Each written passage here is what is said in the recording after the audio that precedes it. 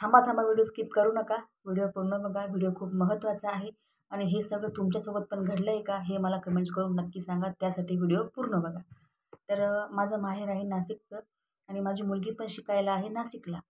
तर माझं बऱ्यापैकी छत्रपती संभाजीनगर टू नाशिक, नाशिक टू संभाजीनगर येणं-जाणं असतं. तर असं 2-3 वेळा माझ्यासोबत घडलं आहे. पण ह्यावेळेस थोडं लक्षात राहण्यासारखं झालं आहे. तर नाशिकहून निघायचं होतं मला. नांदूर नाक्यातून मी बसमध्ये बसले. बस अगदी फुल होती. मी चढले. मला डायरेक्ट येवल्यापर्यंत जागा नव्हती मला.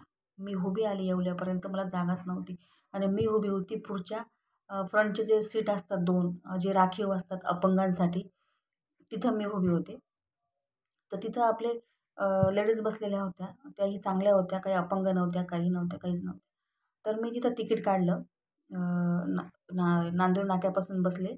पुढं जाऊन तिकीट काढलं मी. तिकीट काढलं आणि माझे ₹22 कंडक्टर साहेबांकडे राहिले. मग ते म्हणे सुट्टे नाही माझ्याकडं असं तसं. म्हटलं ठीक आहे. म्हणे नंतर देतो. म्हटलं ओके ठीक आहे, हरकत नाही. मग मला जागा भेटली नाही. निफाड गेलं. येवला आला. येवल्याला मला जागा भेटली.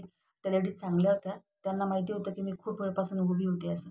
मग ते बोलले, "ताई मी उठले का तुम्ही माझ्या जागेवर बसा" म्हणे. म्हटलं ठीक आहे. कोणतेच फ्रंटचे सीट होते 2 आपले अपंगांसाठी जे असतात, ते सीट होते. म्हटलं ठीक आहे, ओके.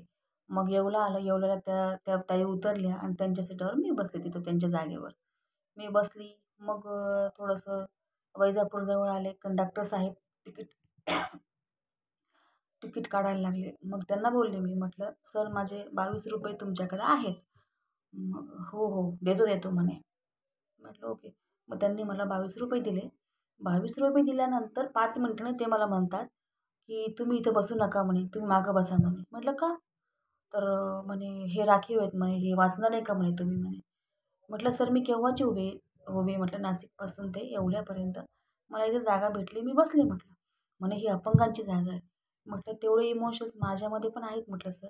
जेव्हा असं कोणी येईल जे आदू असेल, ज्याला काही त्रास असेल, अपंग असेल, तर मी स्वतःहून उठून मी उभी राहील. संभाजीनगरपर्यंत उभी जाईल, पण मी त्यांना जागा देईल" म्हटलं. "जेव्हा येतील तेव्हा मी उठेन" म्हटलं. "बरं" म्हणे, "ठीक आहे" म्हणे. तर हे असं असतं, की त्यांना ₹22 द्यायचं जीवावर आलं, तर ते लगेच मला म्हणायला लागले, की "तुम्ही मागच्या सीटवर बसा." म्हणजे बघा किती कमाल आहे कंडक्टर लोकांची सुद्धा. ते ₹22 मध्ये मी ₹28 अजून टाकले, तर मी माझ्या घरापर्यंत पोहोचले. तर का सोडायची आपण? आणि हे माझ्यासोबत 2-3दा घडलंय असं. ₹2, ₹5, ₹10 असे राहतात आपले. तर आवर्जून मागून घ्या तुम्ही. त्यांना त्यांचा पगार मिळत असतो. आपलेही कष्टाचे पैसे, त्यांचेही कष्टाचे आहेत ना, मग त्यांनी कष्टाचेच पैसे घ्यावे, मला असं वाटतं. तुमच्यासोबत असं कधी घडलंय का? तर मला कमेंट्स करून नक्की सांगा. चॅनलला सबस्क्राईब करा आणि प्लीज लाईक करायला विसरू नका.